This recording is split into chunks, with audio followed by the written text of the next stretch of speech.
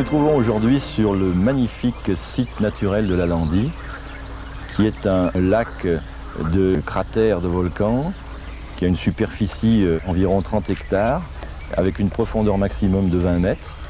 La pêche se pratique essentiellement en bateau, car les abords sont des abords assez difficiles à pratiquer. Il y a des tourbières aussi, des tourbières classées.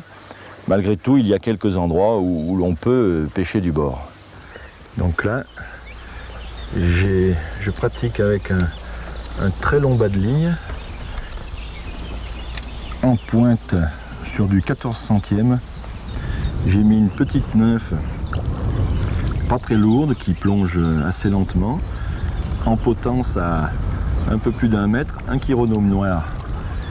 Donc en lançant loin, on laisse couler la nymphe, et là elle a pris d'ailleurs sur le chironome noir en potence, en ramenant très lentement, en tricotant très lentement.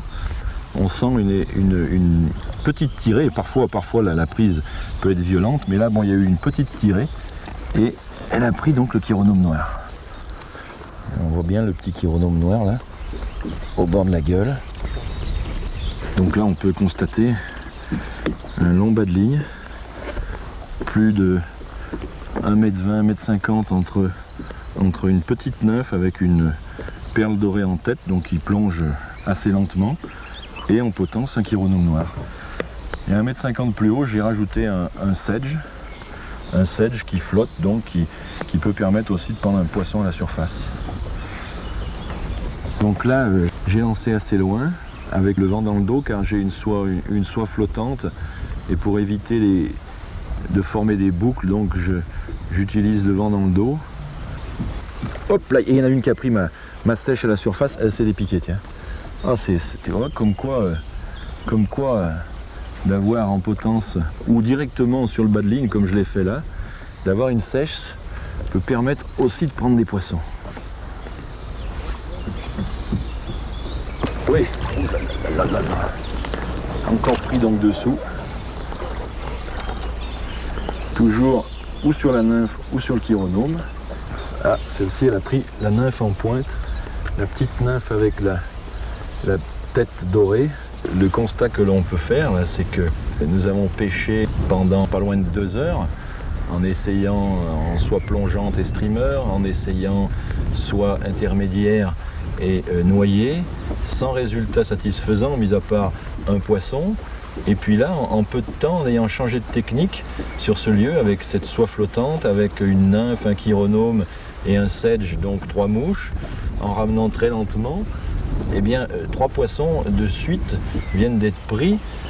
Je crois qu'on va travailler au moulinet, celle-ci. Le moulinet bien réglé, ne va pas dans les nénuphars. Surtout que là, je suis en 14 centièmes, c'est éventuel. Elle a l'air, ouais. C'est éventuellement un peu juste pour résister au nénuphar. Ouh là là, ouais, elle est grosse, hein. Pas dans les nénuphars, s'il te plaît. Ouh là là là là là, c'est là quand elle part qu'il n'y a pas intérêt à ce que ça se bloque.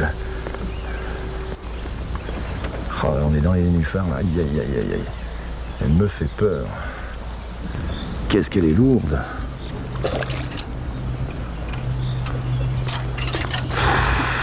Ouh là là, heureusement que le moulinet était bien réglé, nom de chien, nom de chien.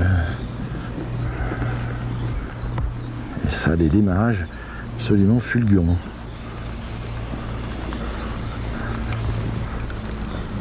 Elle n'est pas encore dans l'épuisette celle-ci, hein.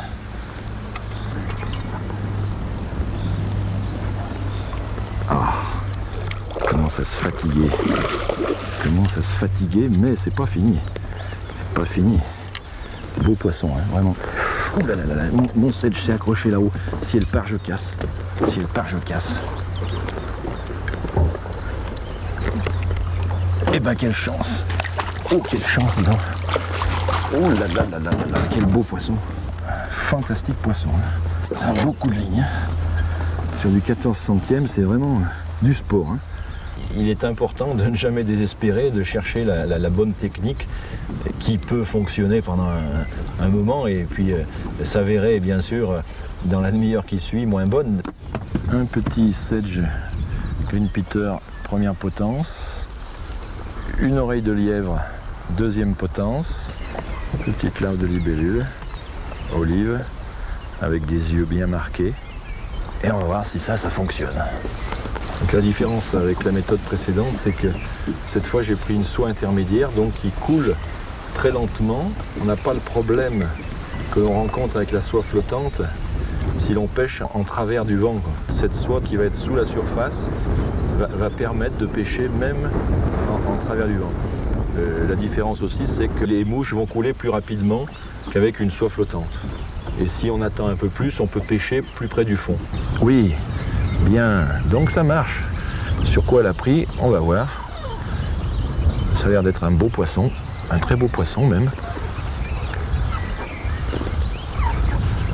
Donc dans la technique expliquée précédemment, avec soin intermédiaire, larve de libellule en pointe, oreille de lièvre en potence, et sur l'autre potence, le petit green peter. Et là, elle a pris sur l'oreille de lièvre. Elle n'a pas pris la larve de libellule. Un magnifique poisson. Très très beau poisson. Bon là, je suis monté un peu plus gros. Je vais pouvoir la maîtriser plus facilement, encore que. Alors là, je la ramène au moulinet. Elle a encore un peu de puissance là quand même, elle n'a pas bien envie de venir. Elle repart. C'est un beau poisson. On va mettre à l'épuisette. Elle n'a pas bien envie de venir à l'épuisette, si.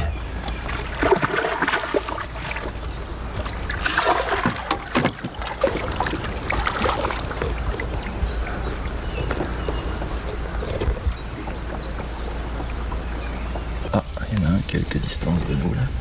On va faire une petite avancée stratégique. Je la vois, je la vois. Là. Si je suis sur la bonne trajectoire.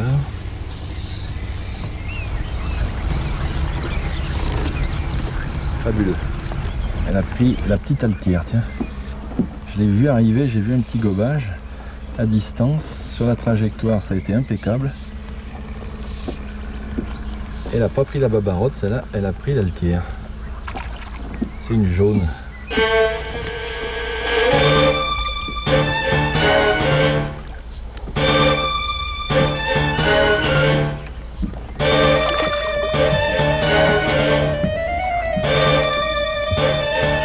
Mouche, là, elles sont de 18. Toute petite mouche. Juste au bord de l'ailleurs.